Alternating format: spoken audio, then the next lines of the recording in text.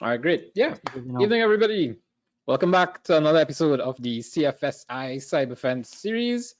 We're missing one of the guys today. Unfortunately, Joel can't be with us today. He had a family emergency. So, Joel, if you're out there tuned in, hope everything going well, brother. All right, let us know how it's going. All right, so it's been a while since we had the last webinar, right? So this is actually number 6 in this series. We've had 3 webinars and this is the 3rd workshop, right? So, as I said, we try to bring you at least 1 webinar, 1 workshop per month, but we just try our best because we swamped with work coming down to the end of the year. All the clients and employers and everyone, they kind of want reports and assessment done yesterday. So we're still trying to make time for you guys and show you all some stuff. So today's workshop is a pretty important one because we want to show you all how to set up your own labs, right? To do pen testing, to do some forensics.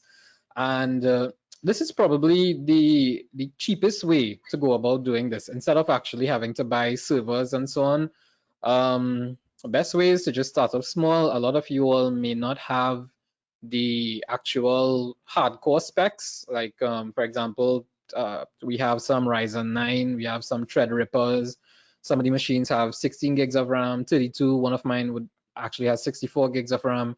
But to start off, you don't actually need, that much specs and resources. You could start off with whatever you have and just start small, and you could build from there, right? You could do some budget PCs. Those of you all in the Discord groups, shout out to everybody in Discord group.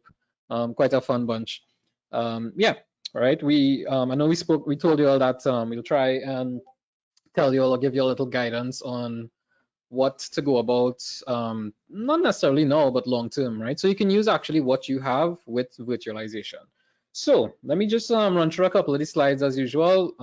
Of course, this webinar will be recorded and uploaded to our YouTube channel. For the YouTube channel, you could just go to YouTube and search for CFSI CyberFence, and should find it, right? And you should see the 5 videos. I should hopefully be able to upload this video by Sunday.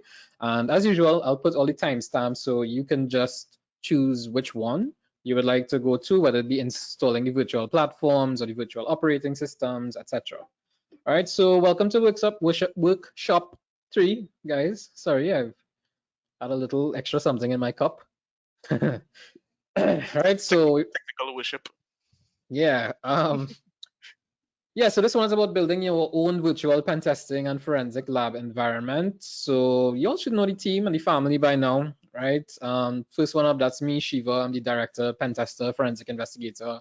We have Savi, our administrative manager. There we have Samm, also known as Alex, right? We have Mr. Deo himself, all covered in tattoos these days. Oh, don't hide it now. Yeah. I think actually he put the CFSI logo on his hand, if I'm not mistaken. There, you feel free to show it off, right?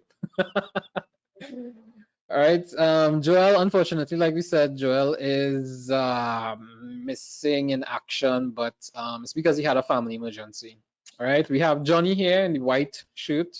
Johnny is the only white shirt today. Little pun there. No. All right. Too soon? Okay. All right, so we always have we have Leslie somewhere around here with us. Leslie is really camera shy, so he decided that he doesn't want to be on the webinars because he would just stare at the camera, and that's about it. All right, so that's the team. That's our little family that we have there. All right, so you all know about us, I think, by now, right? We do some advanced cybersecurity training, vulnerability assessments, pen testing, incident response, forensics, and cybersecurity consulting.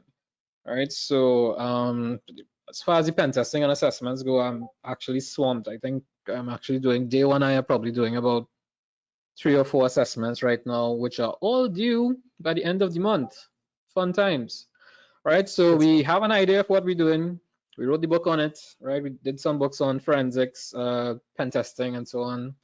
All right, some of our clients, we're actually doing a lot of retesting for some of them right now, for Fujitsu, Unipet, Maritime, Pure ICT in Curacao, my good friends from Curacao. I did a workshop for them recently where some of you all, I'm actually seeing some of you all who were there, that, and I think some of you all actually won the CEH, the Certified Ethical Hacker exam kits. I think Malini might be here. Congrats, Malini. All right, so today's agenda, right? We want to talk about a little bit about virtualization, the benefits of virtualization. Dale will actually show you all how to install VirtualBox and VMware. He will also show you all one of our pen testing platforms, which is Parrot OS, and Alex will take over shortly after. I'm saying shortly after because I'm hoping Dale was listening when I say shortly after. I'll leave that there. He'll go to. Yes, I can see that smile. Yeah, hopefully maybe half an hour, right? So Alex will be doing CaliLinux as well. So we use Parrot OS and Kali for pen testing, but not just those. Johnny will be doing another version of Linux. Either I can't remember, Johnny, was Ubuntu? Is Linux Mint, if I'm not mistaken. Yeah, use Mint. Sure how to configure it to be as close as you can be to Kali or Parrots, but you know, they're like a everyday usable Linux distro, I guess. That's the great thing about those, like Linux Mint and Ubuntu, because you can use those as everyday desktop operating systems, but you could configure it and customize it. Because when you think about it, Parrot OS and Kali Linux, they are distributions of Linux, or what we call Linux distros, right? So Ubuntu is very user-friendly for beginners. Linux Mint as well is very user-friendly for beginners. So we'll show you all that. You don't actually just have to use what is out there. You could go ahead and, like we say sometimes, build your own box. Dale knows about that. So to finish off, all right, I'll be showing you a little bit on CSILinux and one called Kane. So I usually use CSILinux and Kane, and that's about it for all my forensics investigations. For forensics, though, you tend to need a bit of a very powerful desktop or laptop because of a lot of image rendering and processing. And when I say image rendering, it's not like Photoshop and these things. When you let's say that you're trying to create a copy of a hard drive, for example, that is actually called a forensic image, or it's called forensic imaging. So sometimes to go ahead and sort of rebuild or get access to that image there, it takes a lot of processing power, it takes a lot of hard drive space. All right, so we'll finish off by actually showing you all a couple of the vulnerable operating systems that we use. I think Dale might actually be walking us through Keoptrix. Dale, Keoptrix level 1. Yeah, that's a great place to start off. It's very user-friendly, beginner-friendly, and hopefully the goal of today's workshop would actually just be for you all to become acquainted with some of these operating systems and to realize that you can go ahead and download some of these vulnerable operating systems and keep trying them out on your own and get some good practice, right? Because there's also a site like Hack This Site, Hack the Box, Over the Wire. Hack the Box is probably one of the more popular ones out there. So you could subscribe to Hack the Box. I think there's a free version and a paid version. It's totally up to you, right? But maybe you might want to just try some of these first and see if you're okay with it, get accustomed with some of the commands, etc. And then, yeah, sure, jump into Hack the Box and so on. So, all right, without further ado, let me stop sharing my screen and let me make Dale the presenter.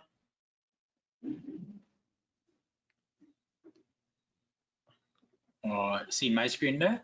Yep, Windows. You see in the browser? No. Just the blue Windows background with the Windows tile, and that's it. No, the extended screen. Okay, yeah, no. Seeing Google now. All right, good. So yeah. The search history. Wait, what? Yeah. Just type P there. See something? Is that I hear properly? Just type PO. Just start with PO for purchase order, and we'll take it from there. All right, people. So yeah. Good evening, everybody. So we're gonna be looking at virtualization software. So as Shiva said, virtualization software is it's very cost effective when running multiple operating systems. Yeah, and it's flexible, it's scalable, and the fact is we use Windows systems, and the security distros that we use are usually Linux based, and Windows and Linux does not play well together. as these guys would know, usually break your Windows bootloader when running Linux alongside Windows. So we have there are virtualization softwares that we can use to basically run multiple operating systems within a host operating system. Yeah, so we're going to be looking at two today. We're going to be looking at VMware and VirtualBox. So the first thing you want to do is actually download the installation packages. So the first one we look at is VMware. So you simply go to Google, search VMware, go to the site here. All right, so we could go to the official site. Boom.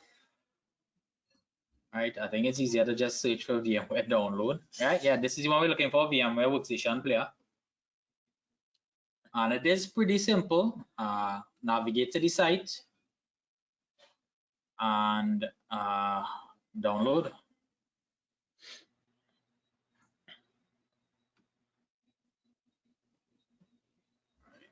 Yeah, right now okay, good today. As opposed to yesterday. Good thing I didn't ask. Yeah, so yeah, just search VMware Workstation Player download. So we're going to be downloading the player for Windows. If you're using Linux, download for Linux. I won't be demonstrating on how to install it for Linux today. So simply hit download and it should start a download. Put it wherever you want. I already have it downloaded, so I won't be downloading it again. The other one we're going to be looking at is VirtualBox. So the VirtualBox site was actually down for maintenance today. Hopefully it's back up. And Alex again. Yeah, Alex again. Yeah, so there it is.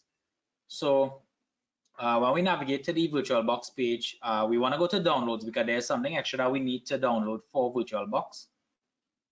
So when we go to downloads, we have the different platform packages here. So we have it for Windows, OS X, so you guys can download it for your Mac. We have it for Linux as well, but we will be demonstrating the installation on our Windows host. So simply click, download, put it wherever you want. Just remember where you put it. And we also need to download this you bring up on yourself.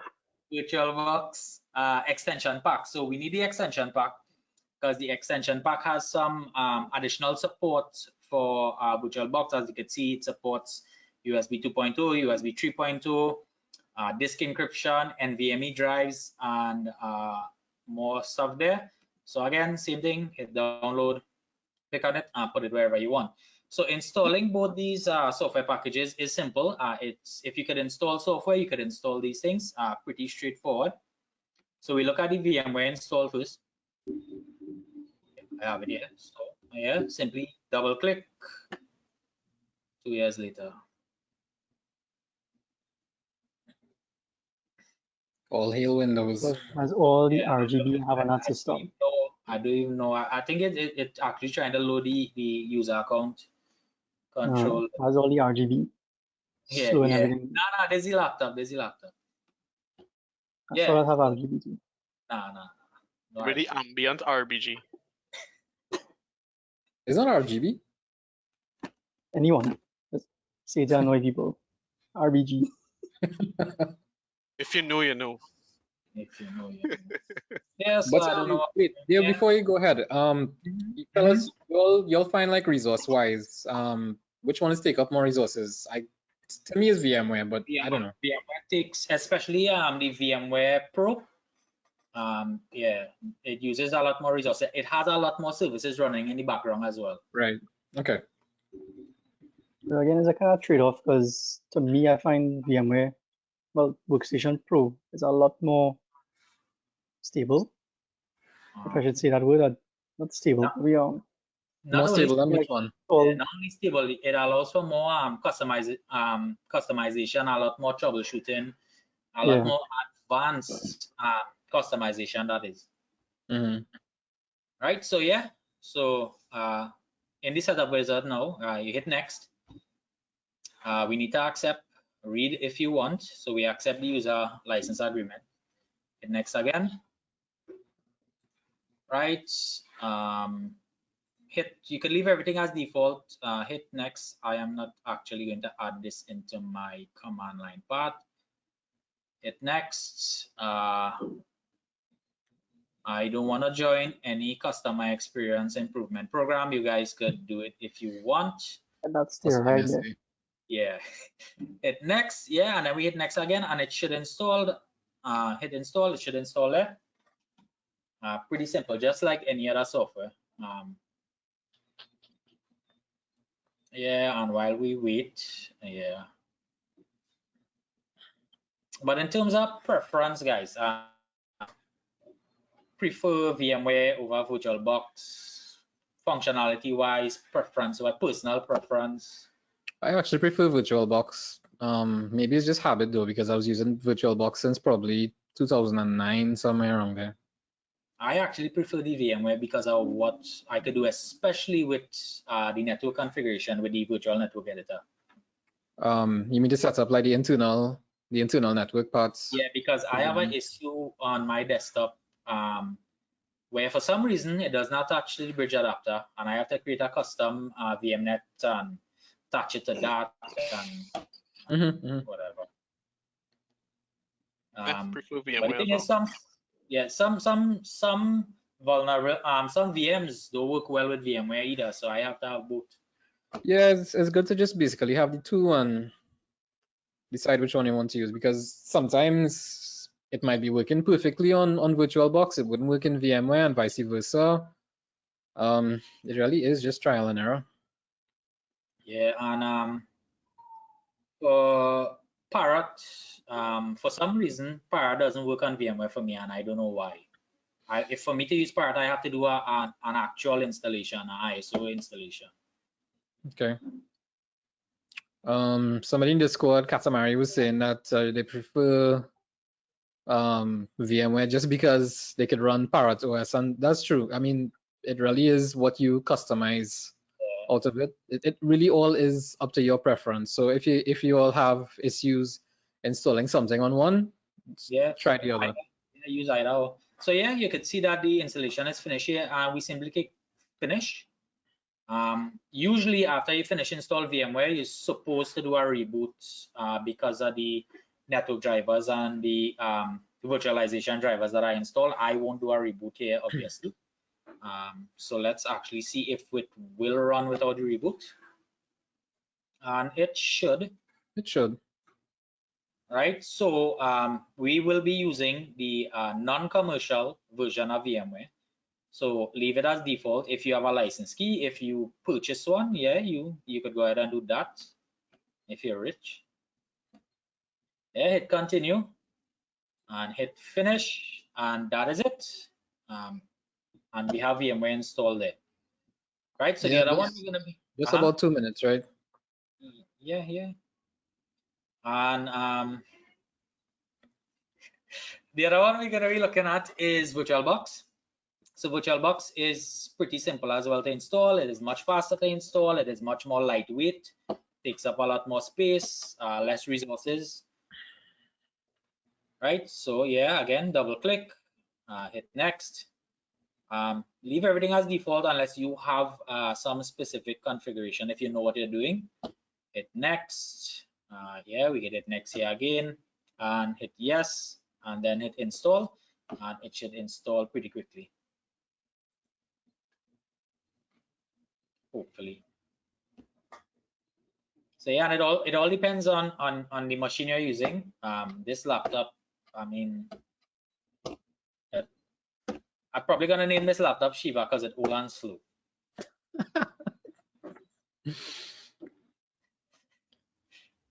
Oh, you're gonna pay for that one.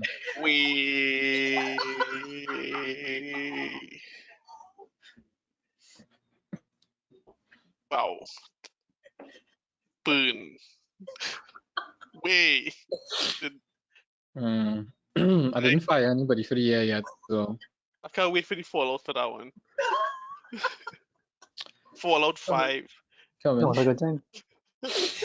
Yeah, and as you can see, it installed pretty quickly, much faster than VMware. The game from Bethesda.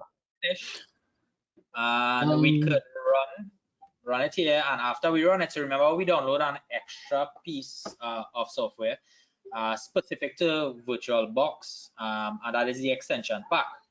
And to install or to apply the extension pack, we simply go to File, Preferences, go down to Extensions, click this plus sign here, and browse to where you have your extension pack.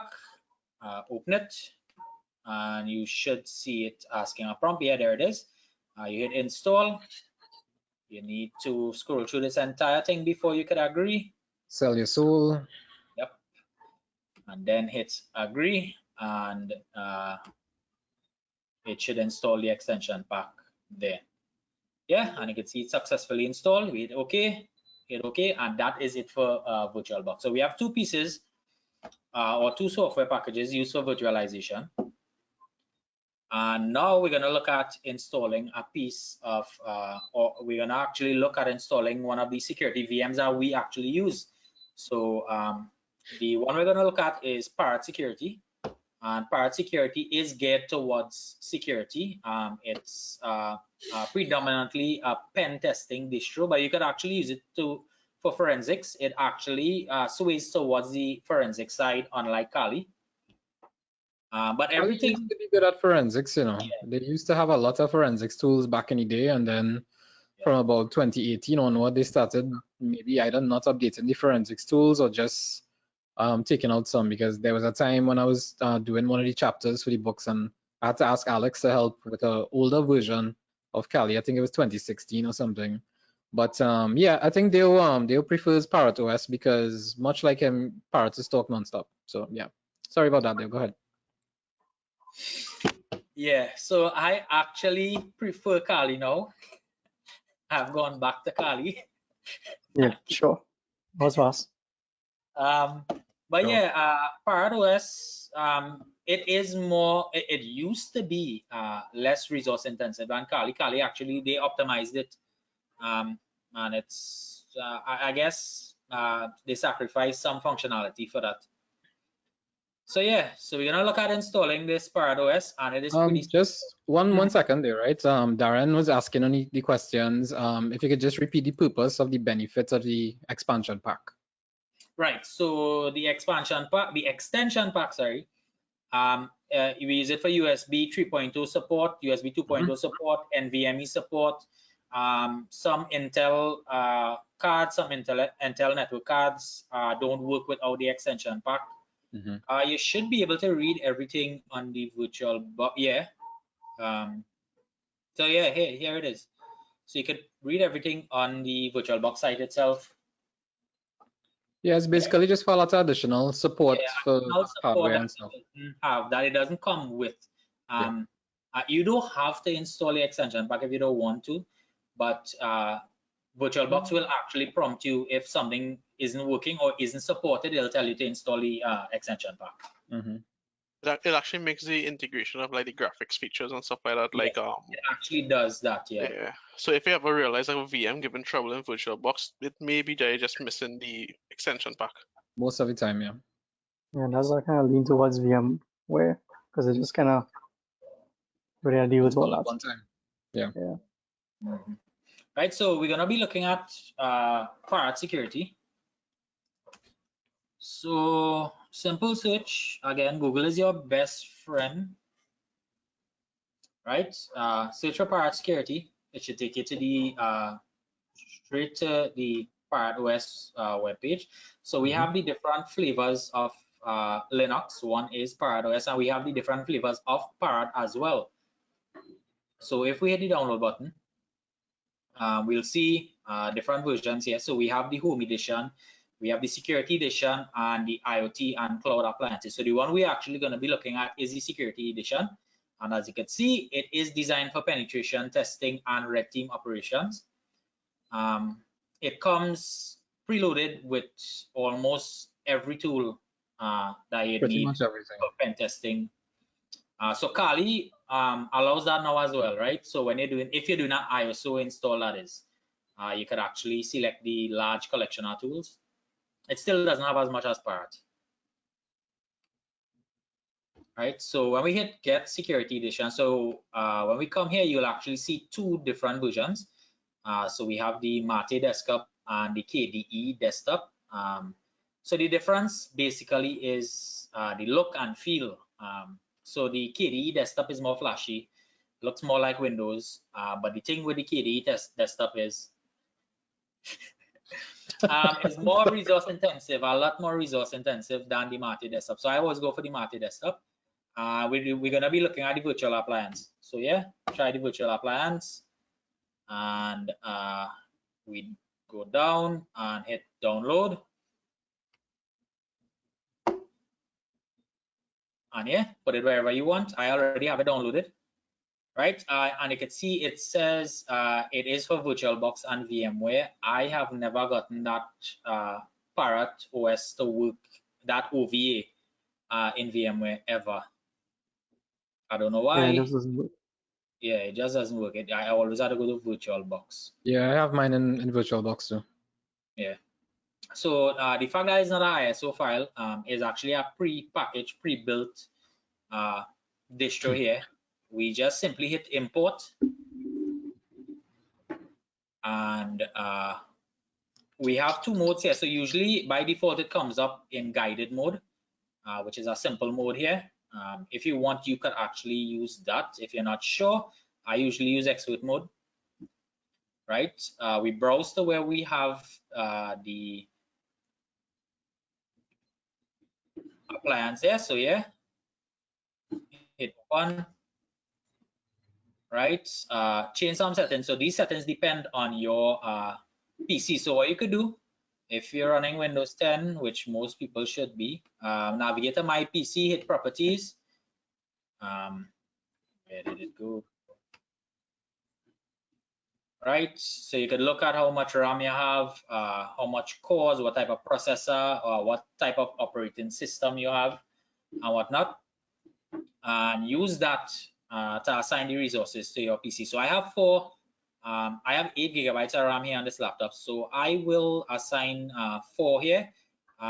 Usually minimum 2 GB. I should assign, what? Wait, what? Right, a 4-core processor, I'll assign 2 cores, and that is usually all you need to configure in VirtualBox in the initial setup. Hit import, and it should it should give you a prompt. You need to agree again, and once you hit agree, it should start importing there. And depending on your machine, it could take anywhere from 1 minute to 1 hour. When I had my first laptop doing this, it actually took an hour and 45 minutes, because I had a dual core laptop with 4 GB of DDR3 RAM, and yeah, that was pain. So yeah, don't worry about the 9 minutes there. As soon as it hits 21%, you'll just see it finish. Yeah. And the thing is, to install these pre-built virtual machines is actually a lot simpler than having to download the ISO file and then run that as well. But I mean, you could try. Actually, you should try the different versions, right? Try the ISO file, try the OVA file. It's just that the OVA is just a pre-built one that was put together. All right, so someone is asking about, what about the disk space allocation? For the pre-built, they actually have it set to a default recommended setting. Yeah. So we just leave it as that. And you could always increase it if you want on the go. But it actually grows dynamically. As you add to it, it grows to whatever size. And if you're actually installing it manually, you could set set it however much you want, or just leave it as dynamically allocated, so it would decide how much space that it would need. I usually try to give my Parrot and my Kali about 100 gigs each, just in case. That might be overkill, but it's just because I have this. Actually give at least 80, but it all depends on the drive. And Yeah, because again, if you have a smaller drive, obviously, I mean, less space. correct, Johnny? I know word of mouth. My drive adequate. And if you can invest in an SSD, the difference, yeah, no, the difference in boot time with an SSD as opposed to a mechanical drive. Yeah. If you have an old machine, put an SSD in an old machine. I mean, it's like putting a SR20 in a B15, right, Johnny?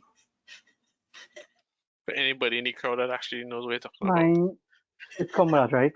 Mine come with that, so I don't know what you're talking about. It actually moving a little slow here. I guess it's because of the streaming and whatnot going on. That's okay. Probably coordinate. Yes. For those of you all out there that don't know, right? We keep talking about What? about Linux flavors. All right, so you can think about Linux like ice cream, right? Somebody invented ice cream, and then maybe they thought that, okay, well, this would taste good with chocolate, with vanilla, with strawberry. All right, so it's just like we had something called Unix, and y'all could probably look up Unix, maybe try it out if you want. All right, and then from there with Unix, you have a lot of different flavors of Unix, such as Ubuntu and Kali and Parrot and Solaris and a bunch of them out there. Even the even Macintosh, right? I think that was based on FreeBSD or something, if I'm not mistaken. So pretty much Linux is just what there is, the main thing, and then you have a lot of flavors of it, as we say. All right, what have we done in 15 minutes if somebody else was only talking? Yeah, so we No, if Ford didn't make that hard drive, that's one. So you can see here that we have finished our importation of our Parrot security appliance. So the first thing I always do is go to the settings, verify the settings. Here, usually everything is as I set. So you can see processor, motherboard, the RAM, whatever. It's usually just to change the network settings. So I usually change it from NAT to bridged because NAT is an extension of the host network adapter, the host IP address. When you set it to bridge, it gets its own unique IP address on the network, as long as your network is handing out the HCP addresses, of course. So hit OK and simply hit start, and that is it. We should see the appliance running now. Sometimes if you're running VMs and you hit start and you get an error message, just check your USB settings, because sometimes some of them, they might only support USB 1.1. So you may have to check out, remove the checkbox by USB 2.0 and 3, just in case, but it's a very common error. Yep. Sometimes that I notice with VirtualBox, if you're getting errors as well, run where we have the start button here. Let me just minimize this. You click on it here, this drop down here. Well, I can't do it now as it's running, and you run it headerless. When you run it headerless, it actually works. I don't know why.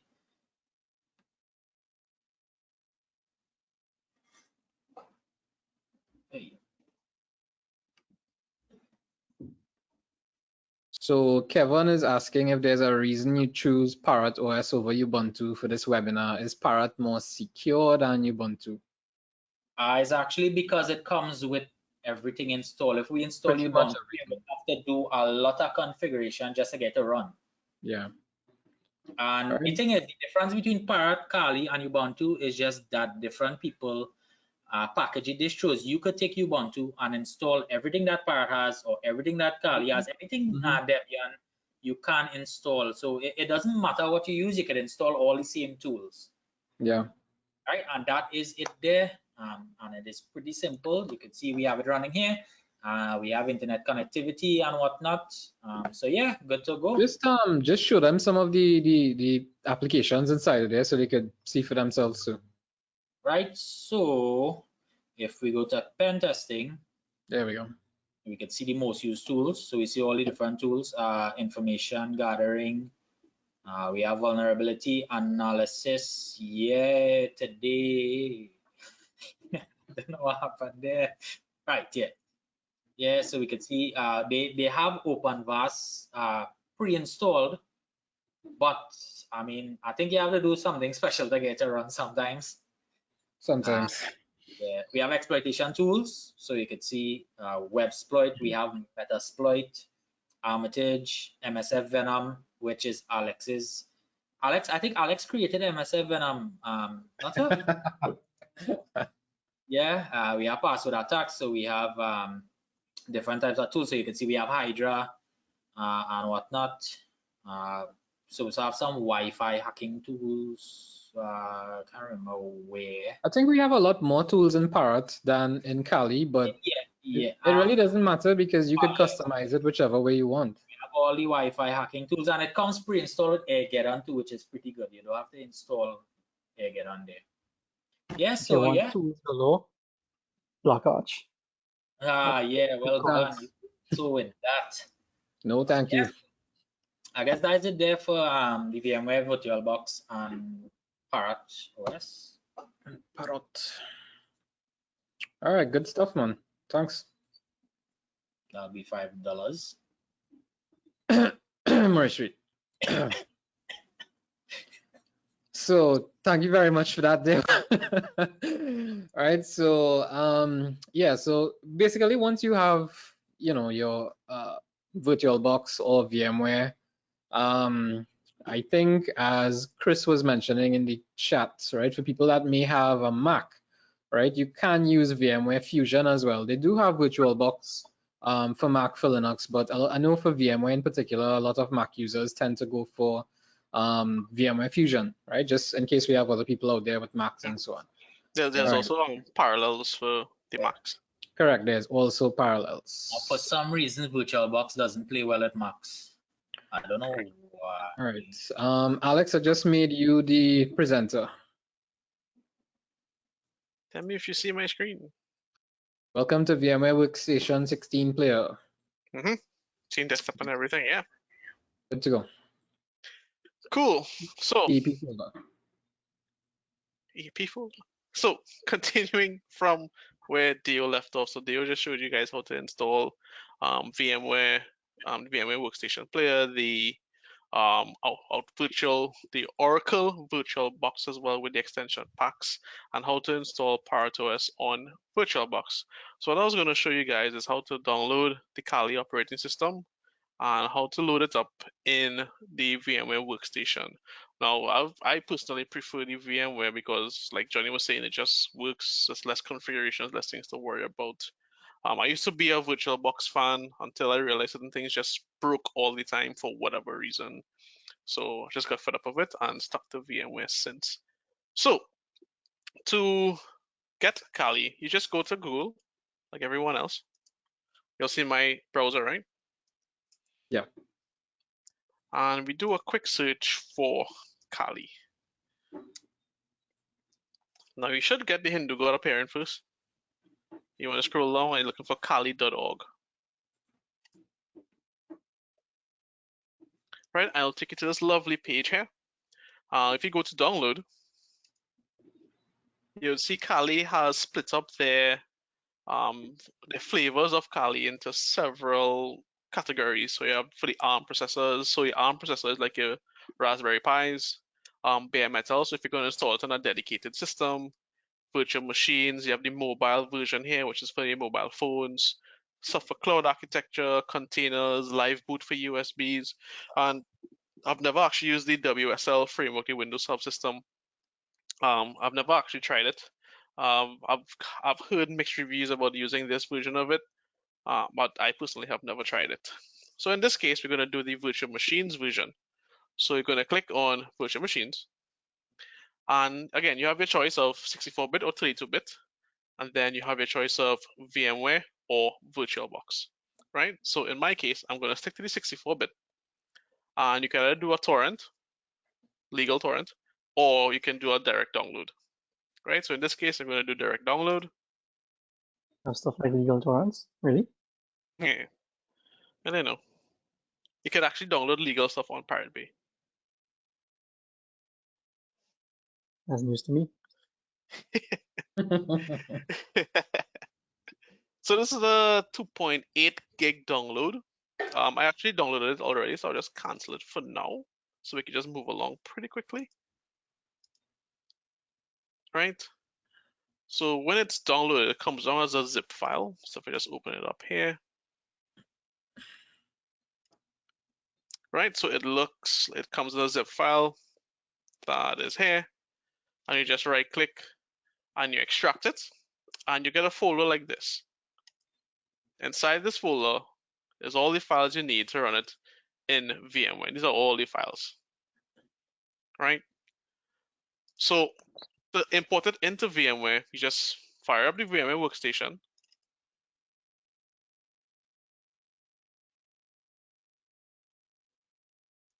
Right?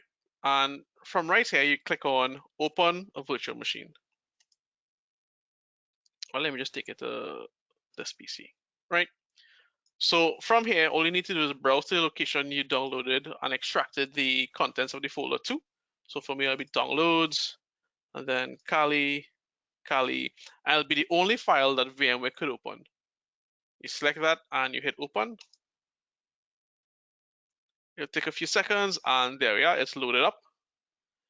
Before I fire it up, I usually do some quick setting changes. So if you notice, it says the RAM is like 2 gigs. I usually bump that up. So I will edit the virtual machine settings. And I usually take that up to at least 6 gigs. So I'll do a quick 6,000 here.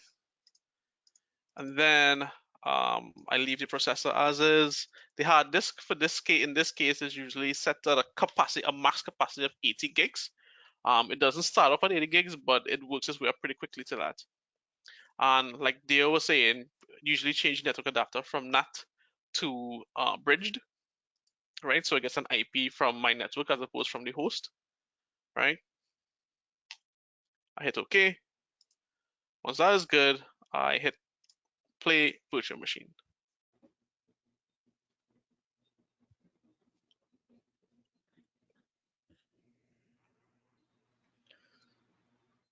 You ever encountered like any main difference between using the ISO and the virtual appliance? No, I've never. No, the only difference I've encountered is that if you install through the ISO, you get the option to encrypt the hard drive as well. Yeah. But the That's main the biggest difference. is the size. That as well, yeah. That's what she said. That's all.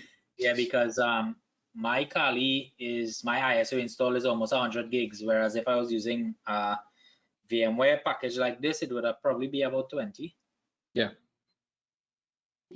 But I had like to use the ISO version mainly because of that encryption mechanism they did during installation. Mm-hmm. And the customization during installation as well. Correct, yeah. So that was the main reason. So other than that, no real difference. And we should be loading up momentarily. Pretty stuff.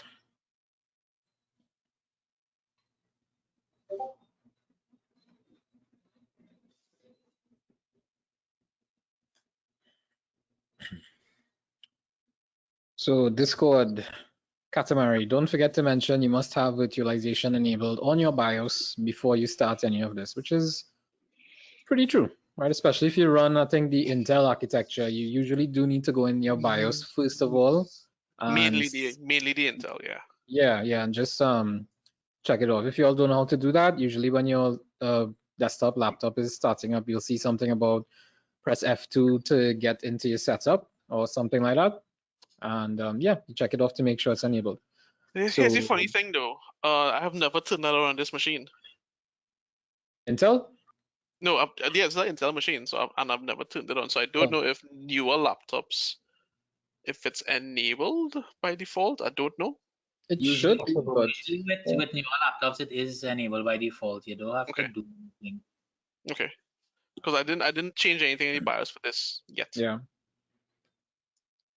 Right. Anyway, So back when I actually had an Intel system, I could actually turn it on or off. It didn't matter.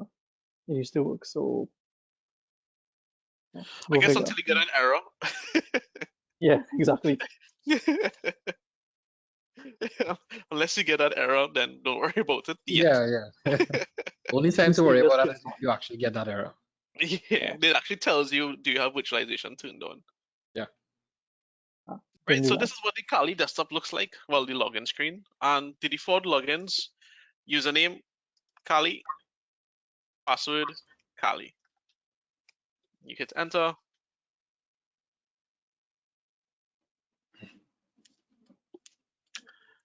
And then that's it. If you show any menu, you might want to maximize the screen just in case. Yeah, much better. Ooh. Right, so this is typically what you would see as you log in. The menu, like Dio was showing, is to the top left. Unlike Parrot, they just take you straight to it. Here's all the stuff that you have access to. Right. One thing I would recommend once you download any of these systems, even what Johnny is going to show you, is do an update. Correct. Yeah. Update. Always do an update. Sudo apt update. Right, with Kali as well, you have to put that super user do before almost every command now, right? Because I think the Kali is not the root account anymore. So you have to type sudo or super user do, which will give you full admin privileges on a Linux box. Yeah, but I force it because I can't handle typing in sudo all the time. Yeah, I have my root account enabled. Yeah, that sudo thing. Yeah. Just habit. I mean. Oh, and for the Parrot, even though I wasn't prompted for the password, usually on the desktop for the OVA file, you'll see a text file saying password on it, and when you go in, you should see the username and password. But the default for Parrot now is root and tour, like Kali was before. What version are they up to now? 2021.2 or 2021.3? 0.3. That's Kali, right? Kali you're talking about? Yeah, 2021.3. Okay. The nice thing about it too is that, I mean, you could be running an older version of Kali and just update and upgrade as you go along. There's no need to always download the newest one, because if you find a version of Kali where things actually work as you want them to, you might want to save the machine state or take a snapshot of it. Yeah. I always have a snapshot of the working configuration as well as the original. A snapshot is basically just the current state of your operating system exactly as it is. So should something go wrong, you could sort of roll back to that snapshot. Cool. And when using Kali and Parrot, everything will go wrong at some point. I actually found my old disk with Backtrack 5 on it. Wow. Yeah. Still have one of those. Yeah, but somewhere on the shelf. Right, and once you download the updates, just do sudo apt update. Upgrade. And it'll actually tell you to the bottom of the listing how big the update is going to be once it finishes install. So this is a gig of updates is going to be installed. Right, all of this here is going to be installed. All of this. Nobody got time for that. So nobody. At this point, you just press enter and you're good to go. And yeah. Pretty much. That's it from me. Thank you kindly, good sir. No problem. All right, so now we switch over to Johnny. Hi, Johnny, all yours. And I could see the screen. Black screen with some Assassin's Creed and cursor highlighted. Black flag horse. Black flag. Vintage stuff. Good stuff, good stuff. Man, brownie vintage brewery. So I'm now actually realizing that I may have to do something else. Because I realized you guys use the virtual image, and I actually installed this from the ISO. So I'm not too sure you want me to. I don't think there's been much of a difference anyway. You run through how to actually install Mint. No, you could probably just go to the homepage and stuff and show them where to find it, and you know. Okay, cool. Right, so I went type in P here, because I don't know.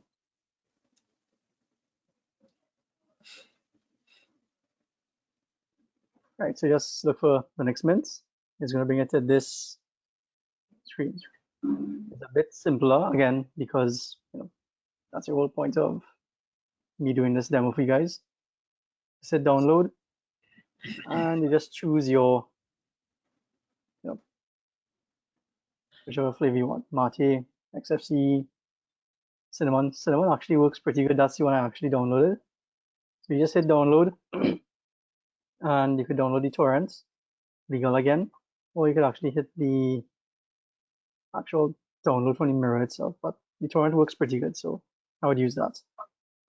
Once you get those, you're gonna get an ISO file. So this is what I meant, Shiva. It's not really a VMware image that you just extract. I'm not sure if you want me to walk you through the actual install process, like if you're doing it on bare metal, in a way, bare virtual metal. Or should I just start it up and Up to you. If you want to show them the install procedure, it's fine. all right, let me just do it We have quickly. time. Oh yeah, because they were short. Correct, for once. I was supposed to be shorter, but Shiva keep talking. Right, so He's short in other ways. There we go. yeah, we leave that for after. I done. Right, so I mean, depending on if you all are using VirtualBox, VMware Player, Workstation, whichever one, that's pretty much going to create a new machine and choose the install disk. And in my case, where did I put that? Yeah. Hey, I have James Bond as well. Nobody said that, right? So you load it up. Next, and you choose Linux. For some reason, I don't know why it detects that. And as Deo and Alex was saying before, Linux Mint is actually built on Debian. I was actually going to do this demo on Debian, but it was a bit too complicated, so scratch that. And just rename it to Mint or whatever.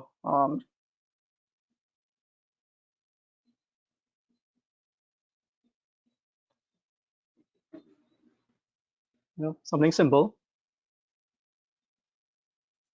And again, you could choose your storage space. We'll just do 20 gigs for this one. And again, I'll just cancel it anyway. Customize your hardware.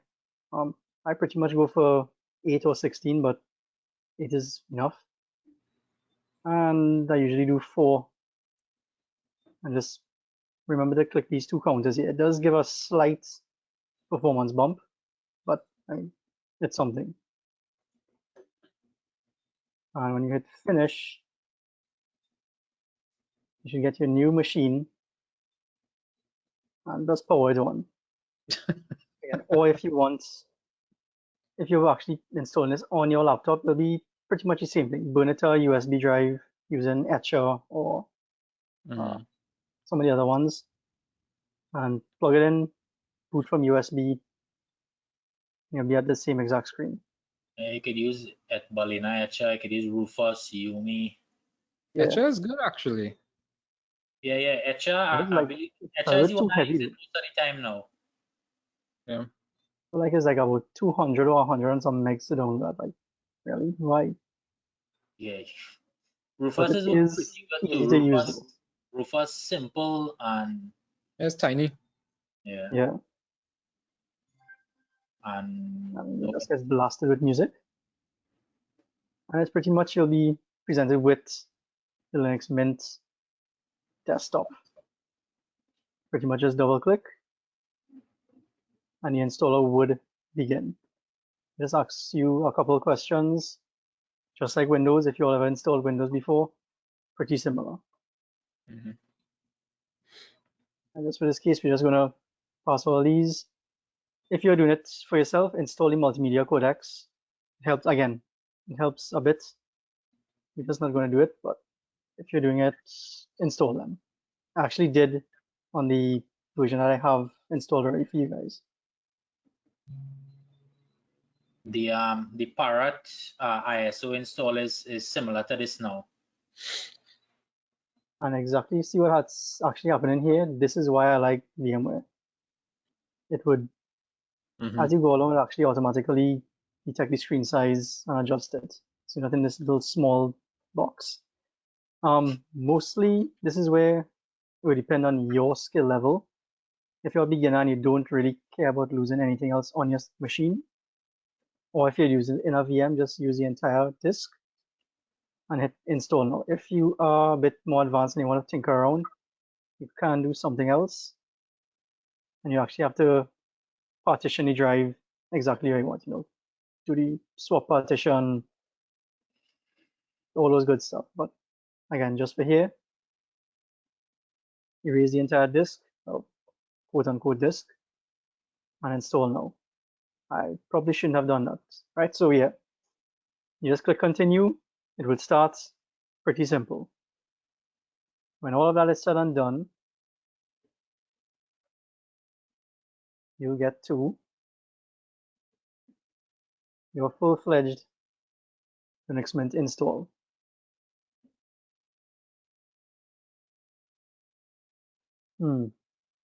Machine just being a bit of a fraud today.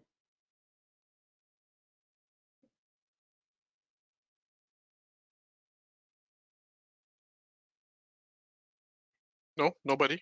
Okay. None. A wild Alex appears. Right, so finish install, you'll put your username, whatever it is you want. Use a super secure password like this. And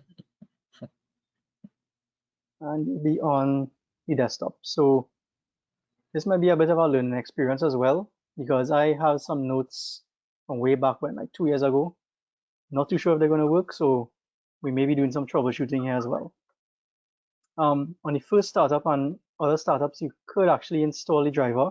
So this is where using something like Linux Mint comes into its own. You can actually install display drivers for your GPU, whether it be NVIDIA, integrated, AMD, whatever it is. And it will search for the best open source driver, if at all, if you need it. I don't think in this case it does need it, but if you are running it on bare metal, just choose the driver that is most applicable to you. Yeah, so here we go. This is where you kind of make, whether it's Debian, Ubuntu, Linux Mint. Hell, even if you want to make, technically you could make Kali look like this, but you're not going on that road. You're looking at something user-friendly. I'm going to make it into something like Kali or Parrot. So I'll just actually, these are the notes pretty much. As Alex would say, puhar, right? So I'm just going to copy paste all these, but as we go along, I'll explain it as well. So first thing, as you can see on the top, sudo su. What that does is actually makes the existing terminal session that you have into a super user or root. So you don't actually have to type in sudo all the time, which I hate. And put in your password again, and you'll see it's changed to root. So you don't have to be typing in sudo all the time. So first thing is what we actually have to do is add the Kali repositories. So I'll probably send this to Alex afterwards and he'll put it up in the Discord, or if I find a site or something like that has it. Because I think I pulled this from a site. So in this command, you're actually going to add the repos, the repositories to Linux Mint. But actually, before I do that, take a step back. If you do try to install a Kali tool right now, just as proof of concept and to show you guys. So if you're doing apt install, what's that tool in Kali colors? Easy to remember. Nmap. Yeah. Actually, I have a Nmap would feeling install. yeah, That it would will install. Nmap should be install sublister. SUBLI Stuff. ST3ER. 3R. Yeah. 3R. Yeah. And so it shouldn't, let's say unknown package, or hopefully, yeah, unable to locate package, or even if you do, another one is WP scan. Mhm. It shouldn't be able to find it. So it's not in the repository because it doesn't have the Kali repositories. So now we're going to copy over that command from before, which again should add the Kali rolling repositories. And apparently it did. So cool. We're on the right track. Now, when we actually do an apt update, it's going to show some failures, but that's completely normal. Like my life. Failures is always an option. And so you can actually see here error and a bunch of these. That's because we don't have the GPG key installed into the machine. So that's actually what we're going to do now. And you actually have to install the new PG or GNU PG, whatever. Actually, wow. Hang on, my machine is just glitching out here. Right, cool. Because it's not I just Friday. copy paste. Yeah, that's why. Ask Alex to sing the Friday song for it, and everything should be fine. Friday. Hopefully. Friday. Right. See? Watch. Working good. It worked. Right, so apparently it is already installed, so I'll probably just remove this step. Again, this was a old one. Next up, we'll use wget. As you guys actually get into, probably as we do a lot more of these webinars as well, you're going to learn about wget and curl. What you're just pretty much going to do, you're going to pull this key pretty much, and then you're going to add the key so that Linux Mint will know exactly what to do, and it'll clear up that error message that we got before.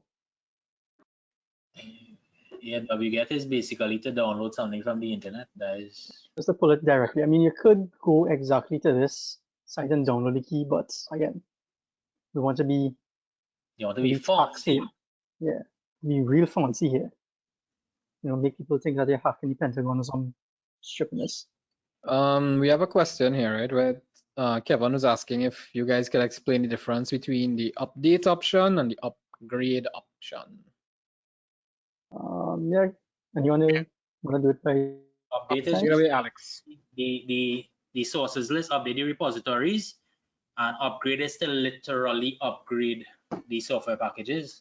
Yeah, so if you have like Kali 2020 and you want to upgrade to Kali 2021, that is the upgrade version, whereas update would usually, I think, just update some of the tools and so actually, Shiva, with the upgrade alone, it wouldn't upgrade the distro, it would just upgrade the tools. To upgrade to from 2020 to 2021, you need to do a app get upgrade dash distro. or this upgrade or something like that. Yeah. This upgrade. Yeah, this upgrade. That's So, why. So the update just checks to see if there's any updates to pull down. The upgrade actually pulls them down and installs it. And this is why we have Alex. And then the dist upgrade does the distribution or kernel level updates or system level updates. There we go. So actually, we're going to touch on that now, because if we actually, we'll go along. So what we did pretty much, we added the key. So now if we actually do an apt upgrade, apt update again, you're going to see in the notes I have do not upgrade the packages, because this is where you're actually going to pull down all of the Kali packages, including kernels. Now, if you all know something about it, you never want to have two kernels running side by side, right? So that's like popcorn. Yeah, pretty much. Right. KFC stuff. Let's not talk about KFC. So again, we're just going to do that apt updates, and it should remove the error that we got before. Everything should just be okay. Should, yeah, in a perfect world. It looks like it should be. Yeah, so Kali Rollin is checking out. What I'll do, I'll actually show you all the upgrade as well. You'll see exactly what I mean. And so you can see 1600 packages could be upgraded. Right? You don't want to do that, but you do that now, you're going to break the whole install. That's the end of it. What you need to do is actually deprioritize those the Kali repository pretty much. Using You can actually do it in 2 ways. What's that? nothing. I'll hear about it after, for sure. So you have 2 ways you can actually go about doing it. You could actually copy in this command into the terminal, or you could actually physically go into your file explorer, into etc apps preferences, and create a file called Kali prefs. And you're actually putting in these, what do you would call these? What's the word, fellas? Words. Hard words. I wasn't even listening. Trying to describe. You're making a preference file with these here, pretty much. That's what this command is doing.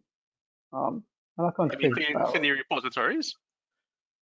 Yeah, you're trying to deprioritize the Kali repository so you don't get that error all the time. Because I mean, we could go forward right now and actually install WP scan. It'll pull everything down though. Yeah. So that's what we doing now to not. Oh, you don't want it to pull everything down. Correct. Yeah. So that's what the command will do. It will just tell Linux, listen, this is your last place to check for this. Yeah. Don't do that. So as you all could see before, we had 1645. If we run an update again, it shouldn't be there. Shouldn't be in the keyword again. It should say system up to date. So Johnny, what would be the incentive of installing this, seeing that we have to do all this over installing Kali, where we just install and do an app update and app upgrade? Well, I'll show you now. So because of, again, Linux Mint was pretty much made for beginners. Not in a bad way, we're not saying it. I mean, it's Linux at the core. But if you want to use a system for every day, you could actually just come in and use the software manager, and you could install stuff like Steam. Straight away. Yeah. I mean, you could see it where Steam not here. All right, so it should be just as an example. You could actually install things a little bit easier. Yeah. Install Steam, play games, whatever it is. Yeah, used to before it started becoming whatever it is. Yeah, whatever it's trying to do right now. So just a bit more, user friendly, a bit of an all-around OS, I guess. Right, so we could see here now all packages up to date. We're not getting that error before. And now I think that should be the end of it. Yeah. Now we can actually go back and try to install WP scan, and it should install.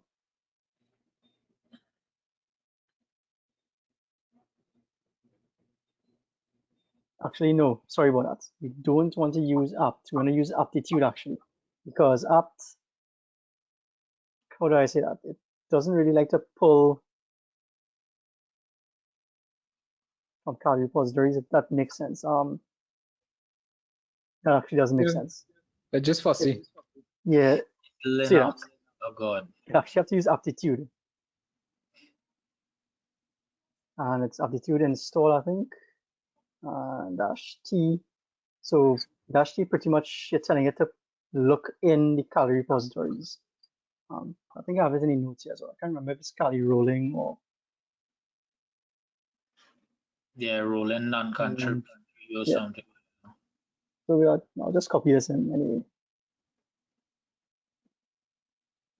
So clear that off.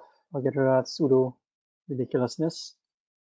But again, if you're not running in root, you'll have to use sudo before all these commands.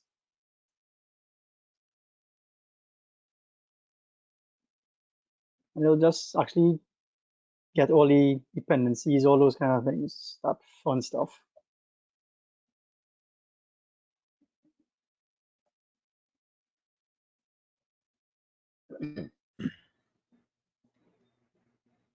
It install Should have. What was that? Can install Metasploit on this? Working. Yeah, pretty much anything it should work. Might just have a little bit of troubleshooting to do to get it right, but you could. Yeah. A little bit, you see. But I have a workaround as well for that. Because I was trying to get Metasploit in our cloud machine. Yes, why not? The nice thing about this on Ubuntu is that you could do all of this. I mean, you don't usually have to even do some of this manually. I think in Ubuntu I use Katulin. And Katulin just install pretty much everything in Ubuntu. So you could use Linux Mint, you could use Ubuntu. They have actual scripts that you could just, and tools you could just download and run, and they will try to install everything for you. So you have a lot of preference. The advantage to using the Linux, like Johnny was mentioning there with Linux Mint, and Ubuntu, is that you can use these for your ordinary everyday desktop as well. If you want to replace Windows or just don't like Windows licensing, or just like us, something that Windows is absolute crap, that's fine. Yeah, and the Ubuntu, very user friendly. Once you could get it installed, that is the problem. Yeah, so this is actually Katulin, what Shiva was talking about. So if those steps didn't work, I was actually going to do this, but it did work. So you see, it actually does the same exact thing. Add Kali repositories, and then you could choose. Let me have another screenshot. When you actually go under view categories, you'll have all the what Deo and Alex was showing, where you had like Wi-Fi tools, OSINT, all that is going to be under the same exact categories, and you can just download per category, which is actually good as well, because if you don't want a bunch of bloat on your machine, you can actually download and install exactly what it is you want. Yeah, just specific tools. Yeah. So we just wanted to run WP scan before it said, okay, yeah, so you just have to do like the updates or something like that probably. Or no, you actually have to run it with against a URL. So we're not going to do that right now. It's just WP scan, tac URL, and the site you want to scan. And that's pretty much it. And again, well, built into Mint, I believe. I think I saw it in the store actually. Where's the store? You can actually install Nmap on Ubuntu and Mint by default, because Nmap is just a big boy like that, I guess. Yeah. Nmap, Netcat, Zenmap. Basic tools, you could probably get it from the store. But for the Kali specific tools, you have to follow these. So I'll just copy it and send it to Alex. And yeah, I mean, that's pretty much it. And again, the advantage with this is that you have a nice, pretty thing that if you're just easing into Linux, this is a good place to learn as well. And that's why I actually showed you guys it manually, so you'll have an idea of what's actually going on. Yes, I mean, I think that's pretty much it. So I'll stop sharing. Okay.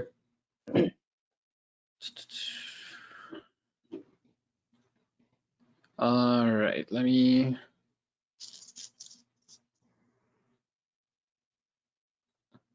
Okay.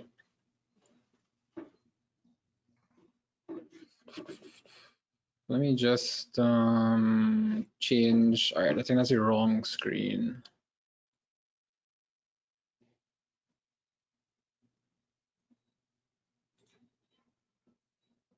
Okay, just give me 1 second. Ah, great. All right. Yeah, you guys seeing my VirtualBox system? Yep. Cool. All right, so I have a few on this system. I have a lot of machines. Each one of them, I think this has the least amount of virtual systems on them. I have some of them. I have an old Dell server with about 32 gigs of RAM, and that has about 10 of these virtual operating systems on them. All right, so we're switching across a little bit from the pen testing platform to the forensics part of it. All right, so I usually use CSILinux. Before CSILinux, so I used to use mostly Kali and stuff there. Let me just bring this up here. Right. So yeah, you could actually just go to CSILinux.com and you will see that they are up to CSILinux 2021.2, and it's a really nice website. It's very easy to maneuver. At the top there, you have your download page. You have some tutorials as well. Before we get to the tutorials, however, right, let me just go across here to, there's this website. All right, you can just search for training.csilinux.com. All right, so it's basically the same CSI Linux, but you put in training in front of it. What they have is actually a couple nice free courses. All right, so you could get started with CSI Linux. So even though that I'll show you all how to actually set it up, which is very easy, especially if you decide to install the virtual appliance, right? Or you could, play around with it. We spoke about Etcher and Rufus and stuff, which I think we could probably show you all a little bit after, because especially for forensics and incident response, sometimes you need to have these with you, right? So you may not have your entire machine, your entire laptop, but if you have to go about, let's say, responding to some sort of incident, let's say some company calls you and they tell you that they suspect they may have had a breach within their environment or on a specific system. Maybe if they could narrow it down, what you can do is probably just use the bootable flash drive, which you could install CSILinux on, and you can have a portable version of an entire forensic operating system there. So the two main forensics operating systems I use, one is CSILinux and the other is Kane. But let me just go down a little bit here on the page. Yeah, so this one with getting started with CSILinux, this one is actually totally free, right? You have general Linux administration, which I think everyone should probably try, because this will help you all, understand Linux a little better. I mean, of course, you have so many other tutorials out there on YouTube, on Cybrary, to get familiar with Linux. But like Johnny was just mentioning, right? If you all just want a decent version, a simple version of Linux to begin with, there's Ubuntu, there's Linux Mint, and you could have that as a virtual machine just to get you started. I mean, you could go ahead and install all of these as virtual appliances. It really is up to you. But this is a great thing about virtualization. We don't have to have separate machines and separate hard drives for each one of these operating systems, right? This system that I am currently showing you all stuff on, this has a Ryzen 9 processor, a laptop with a Ryzen 9. It has a GeForce RTX 2GB card. It has 16 gigs RAM, a 1 terabyte solid state drive. It's a fairly new laptop that I have here, right? But yeah, it's a small 14-inch laptop, but it has a lot of power in it with the Ryzen 9 and the 16 gigs of RAM. So, I mean, I wouldn't suggest going out and buying a system just for this stuff unless you are actually involved in it. But we'll get to a little bit about the hardware that you might need to run some of these things, right? So, I mean, yeah, they have some, sorry? One thing, where in the house that laptop is? Not in my house. It's by Dale. I'm currently in another room by Dale. Yeah, let's go with that. Right. So they have an OSINT or OSINT course here for a whopping 1,200 US. So I'm thinking that the last workshop that we will do for the year, which is in December, we'll probably show you all a lot of this OSINT stuff that you have inside of there, which is some fun stuff. And when we come back in January, we'll probably start with some more hardcore things like some vulnerability scanning and some hacking, exploitation, forensics, actual forensics, and some good stuff next year. So for the past 3 months up till now, we're just trying to prep you all and make sure that you all have a guided approach to things rather than just jumping into the deep end, as we should say. All right, so yeah, sign up for a lot of these free courses at training.csilinux, or you can just Google CSILinux training and that should be enough. So let me go back to downloading CSILinux here. So they have some different versions that you can use. This is the one that I'm using right now, which is the CSILinux 2021 virtual appliance. Right. I think I downloaded it from, actually you can try any one of them. This browser that I'm using here is the Brave browser. Brave browser has a built-in torrent client, so as long as you're allowed to do torrents and stuff, that's fine. here they actually tell you upfront about the minimum requirements for it, right? So 6 gigs of RAM, which is a bit intense. I have this running on a very powerful machine with about 18 gigs of RAM because, like I mentioned previously, for forensics and incident response, the more RAM you have, the better off you will be, because a lot of these tools are very resource intensive, right? So even if doing it on a virtual appliance, make sure to have at least 2 cores available. Now, this is not the only the be all and the end all to forensics, right? Because I wanted to show you all Kane as well, right? So Kane, it is the computer aided investigative environment. It was built by someone in France, I believe, but it's really nice and it's simple. It doesn't require as much resources as CSILinux. They are up to version 11. I think version 11 has been out for a while now, though, maybe about a little over a year and a half, somewhere around there, right? But you have a lot of tools inside Kane that you would find inside CSILinux. But the reason why I prefer the CSILinux is because there are so many tools inside of there. The creator of CSILinux is a guy named, I think it's Steve Martin is his name. He runs the cyber warfare platform or something like that. You can look him up on LinkedIn as well. Cool guy. You can ask him questions about CSILinux and stuff. But if resources are an issue, you can still maybe try out the Kane. Kane installs as an ISO image, but for now we'll have a look at CSILinux. I really like CSILinux. So this is the virtual appliance. You also have a bootable image. All right, so the bootable image means that you can go ahead and, put it onto a flash drive or something. If you want to make a drive bootable, it doesn't necessarily have to be a flash drive. Obviously, you can actually use an entire hard drive and just make that a bootable hard drive in particular. It's not very simple to compile because it's in a particular forensic format called DD. Right? No, Johnny, that's not double D's. So DD actually stands for a tool. Some people call it the data destroyer or the data duplicator. There are many names for DD, but it's a perfect forensic tool for creating forensic images of folders, files, hard drives, flash drives, every single aspect of it. Because if you try to, for example, just copy the contents of a flash drive, it will copy some of it, not 100% of the flash drive, right? Just what the operating system recognizes based on what file system it has. For example, if you've made your flash drive to only work with Windows machines for whatever reason, you would have probably formatted your flash drive as NTFS, which is a new technology file system.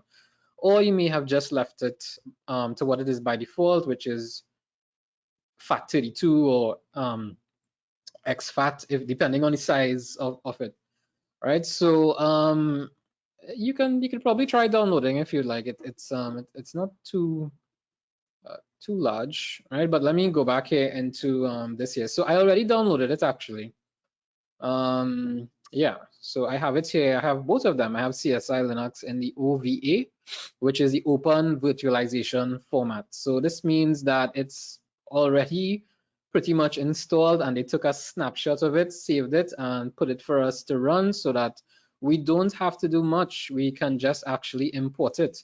We want to say import it. I'll get to that in a second. But even from right here, if I double click on the OVA file, right, see it actually tells me everything right here. So this is one way that everything can come pre-configured, right? So it tells us the name, the product, a little bit of the description.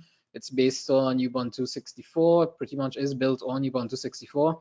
And they've put 4 gigs there, which I mean the recommended is 6, but the CPU count is 2. So this is one way that we can do it. Or yeah, I have 2 of these open.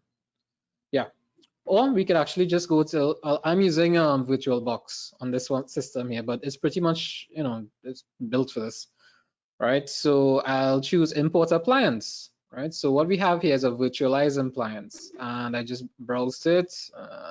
Where do I have this? Downloads, ISOs, forensics. There we go. Select it, choose open, next, and yeah. brings me back to same place I was before. So maybe I want to change that to at least 6, right? But like I said, on my actual systems where I do forensics, I have a hard drive, a bootable hard drive already with CSILinux, and that has full access to the 32 gigabytes of RAM. For the other machines where I have it as a virtual appliance, I have it with about 16 gigs of RAM. But just for the purposes of showing you all and testing it out, we'll just stay with that today. USB controllers there, fine. Pretty much everything is there, right? And I'll just click on import. All right, so usual disclaimer where they ask you to sell your soul or for your firstborn or something.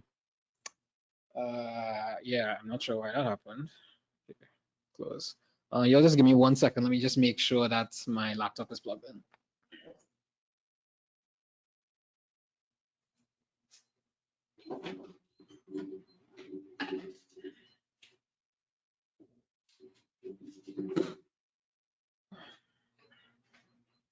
Yeah, sorry about that. Technical difficulties. Apparently, I have everything else plugged in besides the laptop.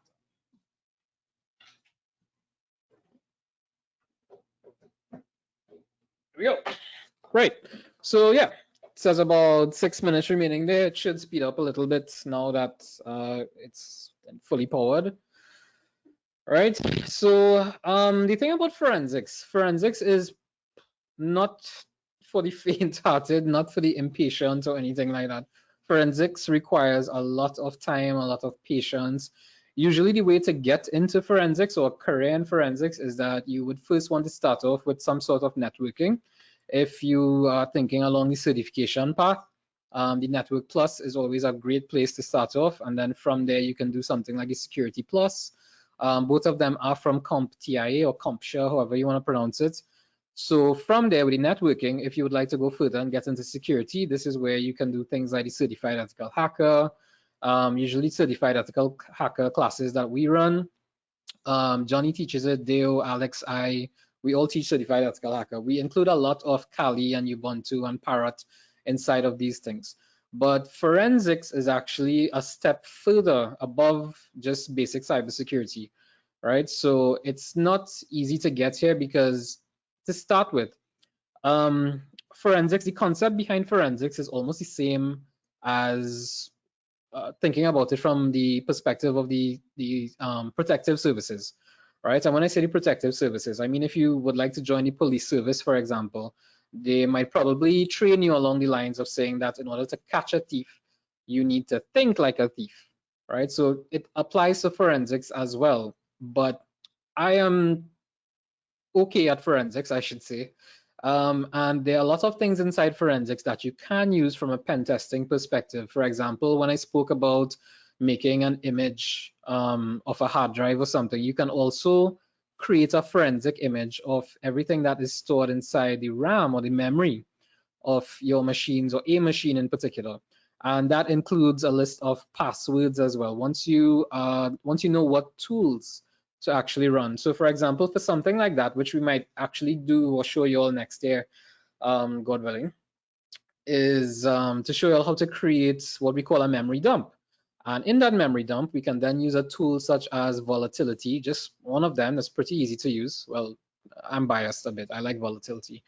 But yeah, you can use volatility to see what processes were running, what applications were open, what user logged in last, what network connections they've had, maybe some sites that they've visited. But also you will find hashed passwords inside of there. So as long as you know where to find these passwords, for example, in Windows, the password files are located somewhere in a folder called the Samm folder. And your Samm folder stands for the Security Accounts Manager.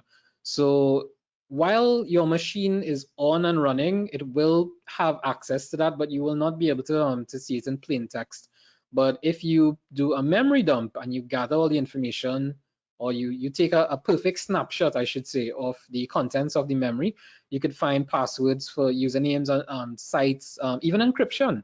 So if someone uses BitLocker or VeraCrypt or TrueCrypt of one of these things, and that program was or is currently running, you can actually do a forensic dump. It's very easy. You could use several tools, right, which we'll get to a little bit later on in the series, right? But so it is a way that you can hack, because think about it. A lot of people leave their machines open.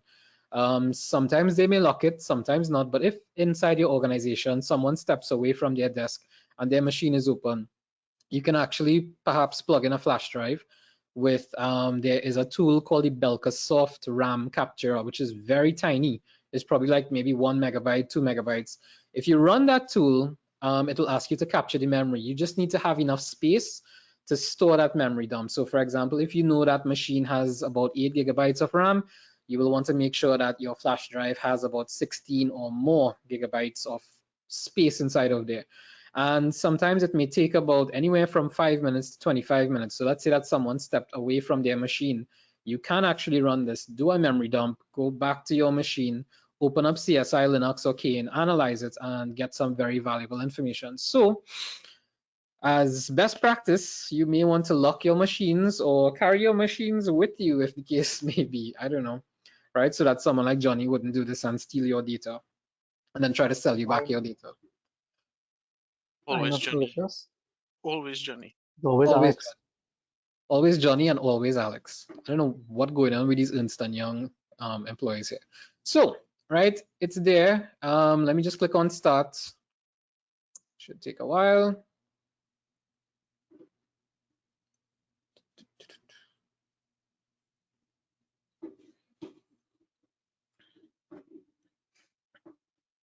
All right, close this off, close this off. But honestly, I have been into forensics a very long time. I first started getting into forensics maybe around 2006, between 2004 and 2006.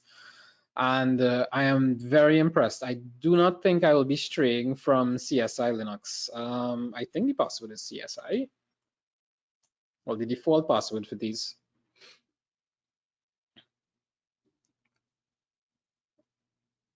Yeah, and here we go. This is CSILinux, right? And we have a bunch, a plethora, a myriad of tools available here, right? So it comes with a readme.txt file inside of there, which usually has some updates, right? And just as Johnny and Alex would have showed you all,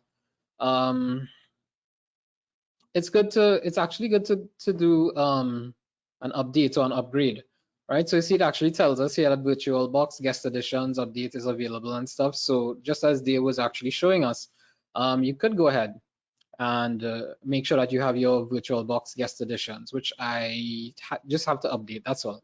All right, so new tools for 2021. All right, they have some BitTorrent forensics. So this is what I love about CSILinux. Now the thing is, you can install all of these tools here inside Linux Mint, inside Ubuntu, inside Kali, inside Parrot, but it's just perfectly packaged in CSILinux, right? So you have, and these aren't all the tools. These are just the new tools for this distribution. I'm not sure if they are going to have a 2021.3. If they do, that will be pretty awesome. But yeah, they have so many things inside of here to look forward to. All right, so all right, I'll just click on the CSILinux menu there, and this is what we have. So if I go straight down to virtualization, this is awesome. So inside the virtualized appliance of CSILinux, you can actually have VirtualBox. You actually have VMware Player. You have Docker. You have Kubernetes. It's really impressive. I have to say, I've never seen anything quite like this before in an operating system. For threat intelligence, you have some pretty good stuff here. Steve Martin, who's the creator of CSILinux, he does a publication, a weekly publication as well. So y'all could actually subscribe to this. You can check him out on LinkedIn, as I said as well. For mobile forensics, it has some pretty good stuff inside of here. All right, so if you would like to do a forensic image of an actual Android phone, the Android forensic toolkit, even down below here, right? There's this picture of a Doberman. I'm not sure if you all can see it, but yeah, let me just kind of highlight it a little bit there so it blinks in blue. Right, so this picture of the Doberman there, that is a tool called Autopsy. Autopsy is one of the most powerful free tools for doing full investigations online, sorry. All right, so what I like about it is that they have proper case management. So as a professional forensics investigator, digital forensic analyst, incident responder, however you would like to categorize me, it's very important to do documentation. Documentation is key because whether you're doing a case for personal use or whether it's a very important case that you assume may be going to court or something like that, or has to be taken up with employers and employees, you should actually treat it the same way professionally, right? So they have some pretty good case management stuff there. They have CSI Tor VPN. So for example, they have some dark web stuff that you can actually get into. I do not recommend, again, I don't recommend that you all visit the dark web unless you know exactly what you are doing. To get to the dark web, you usually need to use Tor. And if you have a dark web browser, you can use the Tor browser or you can use the Onion Search GUI, right? You have CSI for the Tor VPN itself. So even if I click on one of these things here, let's say that I just put test, for example, to add to a case file. Yeah, this for doing dark web investigations, it will give you all of these things here. So first of all, usually what I would do is turn on the CSI Tor VPN. Tor acts as a pretty good VPN, but it used to be pretty good at one point, but now it's kind of basic, right? I still use my own personal VPN. Whether you use OpenVPN or what is it, ExpressVPN, I think I use Surfshark. I used to use NordVPN, but they had a bit of a breach and I wasn't too happy about it. So so far with Surfshark, it is okay, but there are things called DNS leaks that you may want to look up before you think about purchasing or buying a VPN. And it's very important to understand that a VPN, you have no guarantee of what a VPN will protect you from. And is it actually, you know, anonymous and allowing you protection? That's just a risk that you have to take. But it wouldn't hurt to have your own personal VPN and then come here to dark web investigations and turn on. So even with OSINT, yeah, the open source investigation stuff, I think yeah, they have an I think they added an Instagram type investigation tool as well inside of there. So let's say I decide to put IG for Instagram. Right, so yeah, maybe we should do this adult websites username search and search for Deo and see what comes up, but maybe some other time, right, guys? Yeah, Alex deleted or we have Alex to delete it, or maybe we have Alex to put it there. All right, Never so know. we have some Instagram user info, Twitter user info, screenshots of web pages. So this is why I was thinking that maybe the last workshop for the year, we could probably show you all some open source tools, and I could even show you all some open source investigation stuff, you know, just to whet your appetites about it. But there's so much that you can actually do inside of here for incident response. You have network forensics, you have memory and malware forensics. So I think in the last workshop, I did actually show Wireshark and a little bit about Network Miner. If you all missed that workshop, you can just search for CFSI CyberFence on YouTube, and all the workshops and webinars will be there. Right, for malware, it actually comes with antivirus as well too, but you want to be very careful with antivirus. I don't use any type of antivirus on the machines that I have to do forensics on. So the forensics would actually have its own dedicated machine with no antivirus, because I can't be investigating somewhere for something for malware and then it just gets deleted by the antivirus, right? So even for memory forensics, this is my favorite tool. This is the tool I was telling you all about a while ago, which is volatility. So volatility is up to version 3, and I'm really impressed because volatility 2 works flawlessly on Linux machines. Volatility 3 gave some issues, but it works flawless within CSILinux. And the great thing about CSILinux is that if you encounter any problems with it as well, you can also reach out to Steve and the guys at well, not the guys, the team at Jeremy. yes, Jeremy Martin. Yeah, I keep mixing up with the actor Steve Martin, so it's Jeremy Martin, right? Just like I do with Heat. I mix up Heat Adams with this guy Heath Ledger, who played the Joker in Batman. Yeah. So if we ever get Heath on this, which I'm hoping that maybe he might want to do an appearance with us on in December, I really hope I don't call him Heath Ledger. But yeah, volatility is totally command line. I actually prefer the command line tools because there's so much that you can do in using command line. But we'll get to that when we get there. Right? Let me just show you all some of the menus as well. Even for encryption, you actually have tools for encryption. Right, I use VeraCrypt. I used to use TrueCrypt a lot, but TrueCrypt was compromised by the NSA and stuff, and they backdoored it. So I think the team at TrueCrypt actually mentioned that you should use VeraCrypt instead. Right. If you think that things are hidden and encrypted, you have a lot of tools for that. Disk forensics. This is what I was talking about. Sometimes you could actually run a Linux tool like Guy Major to do disk imaging, right? There are a lot of Windows tools that you could use as well. Like I said, there's one called the Belkasoft RAM Imager. When you do take the images, you can actually open up your images inside these here. For photo recovery and file recovery, I have found that PhotoRec in particular for recovering photos from flash drives, SD cards, and stuff is an excellent tool. I have recovered, a lot of people have given me their phones and hard drives and flash drives, and I've recovered some pretty interesting things that I really wish I didn't see, but it recovers everything from inception of when you would have had it. All right. The problem is that if you have a solid state drive and a flash drive, it gets a little bit tricky. So as technology progresses and stuff, recovery becomes a bit harder.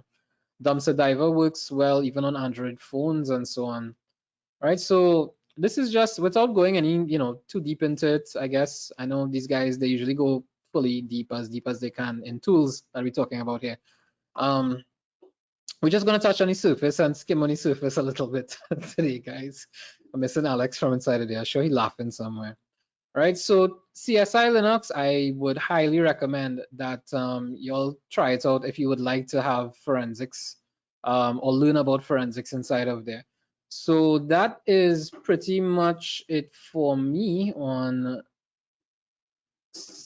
forensics there. And like I said, you can, if you would like, try out also Kane, right? Yeah, and Kane works really well. You could burn it off to a CD, a DVD. One of the things that I really like about Kane though is that it actually has what we call a blocker, a disk blocker and a disk unblocker, because when doing forensics in particular, you need to make sure that you have a write blocker. So I actually have a physical write blocker, which I bought from Amazon. It was cheap. It was like, I think the brand is Cool Gear, and it was about 40 US.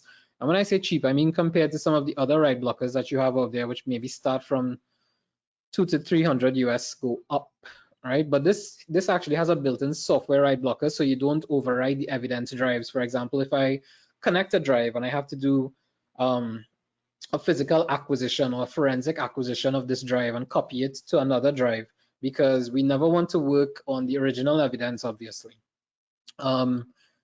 You have to make sure that it is blocked from being written to, so you don't compromise your entire investigation and then it gets thrown out. All right, so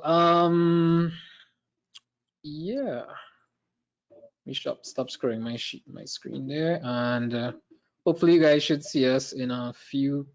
Come back on there. Is anyone showing up? No? Okay, great.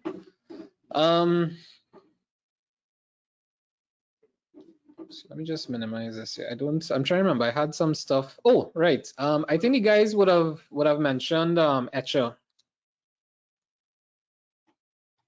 Right, I think it's a company called Balena or something like that.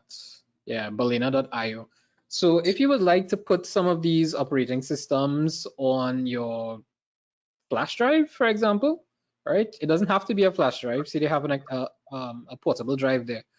It's pretty easy to use. I think they have it for more than one platform. Yeah, right. So they have it for, you have it for Windows, you have it for Mac, you have it for Linux, and they also have it for 32 bits as well. Because I think right now with all versions of Windows from, I'm not sure, but at least 8 come up. I don't think they have 32 bit. I'm not sure if Windows 10, I don't know. I'm not a big Windows user fan or anything like that. All right, so you can't just download this. It's not too large. It might take a couple of minutes to download and stuff, but you can't just download the ISO images. So for example, like if we go back to the Kane operating system or even with Kali and so on, right? You do have these downloadable as ISO images. All right, so you see it says here Kane 11.0.iso. So when you download the ISO image of one of these files, you can download Etcher, and then it really is just to click, choose the ISO image, and then burn it off to whatever you decide to. It really is up to you. All right, so yeah, that's it from me, guys. What about hardware for pen testing? Anything that Alex, you want to take this one first, because I think you can actually do it with up to 8 gigs of RAM. What particularly? Just running a pen test environment That's in the general. specs, yeah, the specs for the pen testing. I guess we could start off with there with you guys' experience or something. So in general, I personally think 8 gigs should be a starting point if you're Yeah. looking at hardware for running. Even if on a virtual machine or let's say on a bare metal, let's say you want to install it on a hard drive and run on a laptop, doesn't matter if it's Kali or Parrot or Linux Mint or Ubuntu. I think honestly 8 gigs is where you want to start at for your RAM capacity. Hard drive capacity, obviously, it all depends on the tools, how much tools you plan on running. I don't think you'll get a drive smaller than 128 gigs these days anyway. So, but again, the more space you have, give you more options. Processor, 4-core, hands on, that's a base start point. 4-core processor. The Ryzen's these days, you can get up to what, 16 cores in some of them, if I remember correctly? Yeah, the Ryzen could go up to 16, I think. Yeah, so, but again, the higher end cores, the higher end cost as well, right? So balance it off as well. So again, 4 cores, a 4-core processor is where you should start at.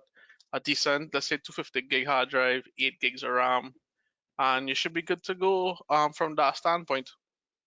And again, that doesn't apply just for Kali, that's Linux in general. I think that should be a starting point there. Johnny Dio, anything you want to add to that? The only thing I could probably add to it is if you could afford it, buy a solid state drive. Yeah, definitely. Once you could afford it.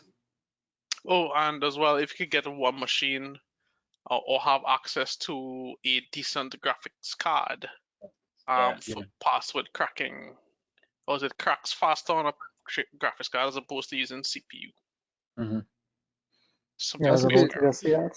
If you buy a laptop, try to get one with a dedicated or discrete GPU. Yeah, that's very important actually. Yeah, I have one with like a.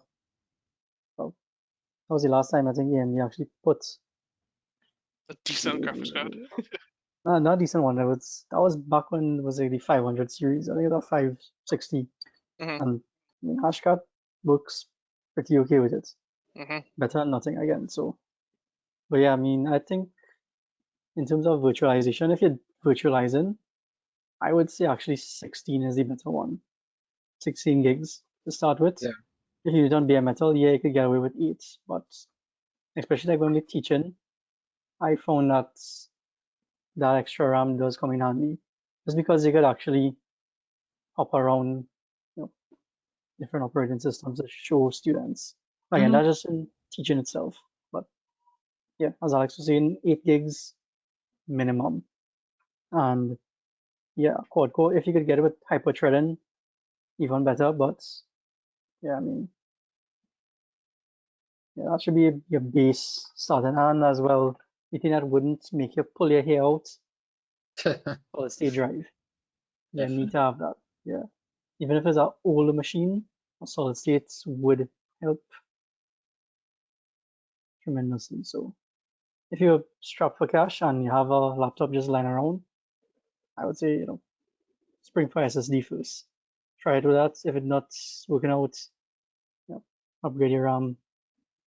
Go ahead up. But yeah. Do you have any thoughts? What's that? You have I do anything you miss want to the add big to that there, machine. one time? Oh, not really, no. They basically covered it. Okay. There's just one more thing to add to that, which is for forensics. Unfortunately, if you decide to do forensics and stuff, you have no choice there. You need a very, very powerful computer, because even that tool that I showed you all there, which is autopsy, autopsy will start to freeze up and so on if you have anything less than 6 gigs. If you try to run it on 4 gigs, but you try to open up an image of a hard drive or a memory image or something, you definitely need, I would say, at least 16 gigs. There's nothing less than 16 gigs that you could have for forensics. So it's just something to think about, right? So you don't necessarily have to break the bank based on what we've said here. I mean, yes, you could start off with 8 gigs, but I think Kali, Parrot, they may run with on 4 gigs of RAM or something like that at least, but Yeah, they will. They will. yeah, it will run, but I'm not sure how well it will run. If you have a Correct. solid state drive, you could definitely get away with the 4 gigs. Yeah. Or NVMe. If you have an NVMe, you could definitely get away. But the problem is the minimum you could probably assign to a VM is 2 gigs if it's a Pentesting distro, and you only have 2 gigs to run Windows 10 if it's Windows 10 you're using, and that kind of, yeah, that a little sketchy. A limitation. VM And minimum. we all know how Windows is work. Resource hog. Or does not work.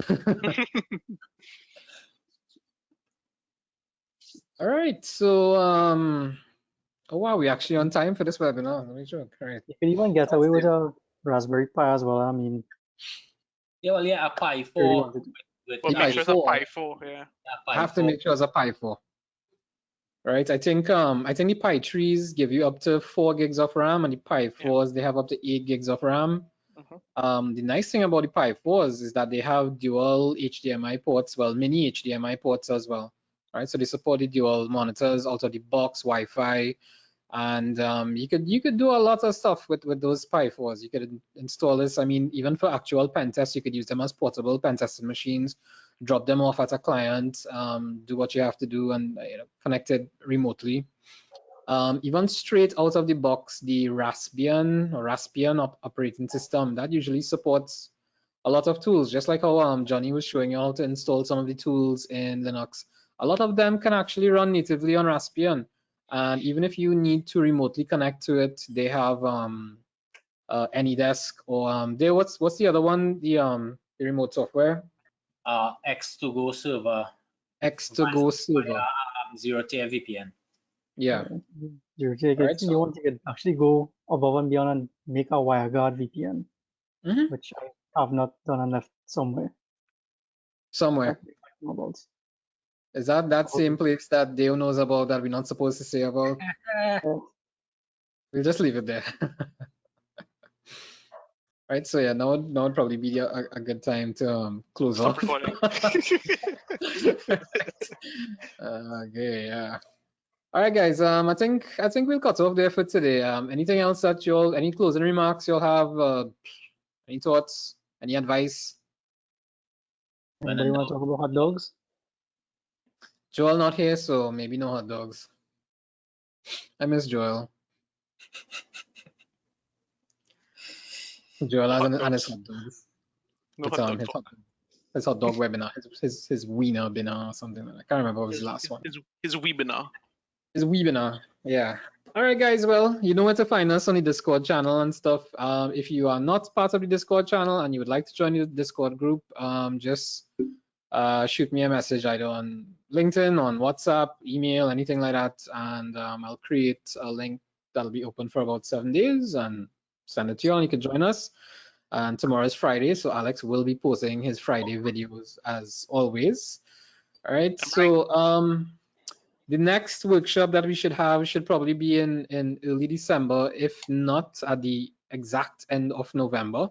But we definitely want to do some stuff on some OSINT, show you all some basics of how to do a lot of good reconnaissance and footprinting, because that is actually a huge part of the initial pen test assessment, right? You need to do a lot of groundwork and see what's out there and try and connect the infrastructure to whatever might be out there. See if you could find usernames, passwords, whatever it might be. Right, so that will be the next workshop, and I am trying to get in contact with Heath Adams, who is Mr. Cybersecurity Mentor himself, to see if he will probably want to come and just talk about some of his courses, his new exam, which is a practical pen test, something like that. PNTP. Penetration testing, I think it is. Practical network penetration testing, PNPT. Yeah, something like that. I always mix it up, right? But it's a new certification. It's kind of taken over by storm. Sorry, Dave, I didn't hear that. Would you like to repeat it for us? Repitan, por favor. No, repitan. I say that's because he like PP. Ah, I see. How very original. Right, so yeah, I'll try and email Heath and see if he could give us some of his time to spare and maybe give some guidance as well, because Heath was an accountant, much like myself, before we decided to get in trouble and take this life in cybersecurity for whatever reason. It is pretty lucrative, but it's a lot of work because every day you have so many more exploits and vulnerabilities coming out, and something that you thought was secure yesterday will not be secure tomorrow. So from a cybersecurity perspective, this is why in all our assessments, my assessments, especially when I'm delivering the pen testing report to clients, I have to put that as of this time and as of the writing of this report, it is either secure or not secure. I read a lot on LinkedIn that companies are asking for guarantees after pen tests are being run, meaning that they should not be hacked or hackable for the next 3 to 6 months, which is absolute BS, because like I said, tomorrow a new vulnerability will come out and something that was secure today will not be vulnerable tomorrow. Will be vulnerable tomorrow, right? So it's a never-ending cat and mouse game. So good luck. Not only that, I mean, the real, when we do it in CGI class, the advanced persistent threat guys, they're not going to be flashy. You already have to know. So correct, yeah. Look with that one. And that's a good important point, because look at this thing with Answer, that when Answer got the hit with ransomware, and I think it was in one of the other islands or something, and they didn't know. I was reading the story about it on the newspaper. It took them a while to recover from that, but initially it actually took them a good while to even discover that they've been compromised. Because when you think about it, think about the internal threats, right? The internal threats as the internal employees, they are your biggest threat, because somebody could be torrenting something. Somebody could just bring in a flash drive. Let's say that Johnny has a special flash drive and he says, hey, plug this in. We have the new Call of Duty mobile on this. So, yeah. And then that's it. Everything goes down. And there's a message that comes up on the screen that says, blame Alex for everything. Or something like that. So, yeah, while we're on that topic, I guess this is where we leave you all and wish you all a very safe evening. Delta is out and about. We have no more state of emergency at the time when the cases are the highest. I think we had 17 deaths today on the island. So please be very careful. Look at where you're going. Please sanitize. Be safe. We hope to see you all here again for some of the other webinars. So, gents, everyone, thanks for joining. It was great. Drink more rum. Drink more rum, sure, that's fine. And we'll see you all next time, right? Join us on the Discord servers and we'll let you all know when we have the others. So, guys, until then, take care.